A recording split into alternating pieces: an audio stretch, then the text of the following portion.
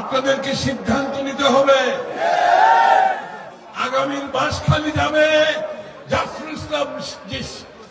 ইসলাম চৌধুরী যেদিকে গেছে, তার সন্তানের নেতৃত্বে আগামী দিনের বাঁশখালী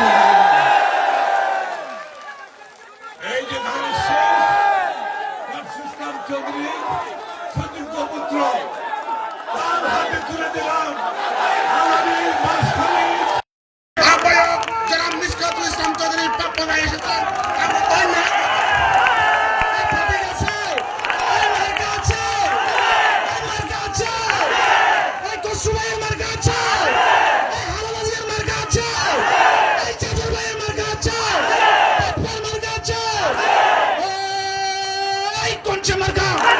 সবাই বলো ইস ইস, আরো জোরে হচ্ছে না তবে ইনশাআল্লাহ ফেব্রুয়ারি প্রমাণ হবে বাঁশখালীতে জাফর ভাইয়ের, কসু ভাইয়ের, হালদা জিয়ার, তারেক জিয়ার ইনশাআল্লাহ ইস ইস।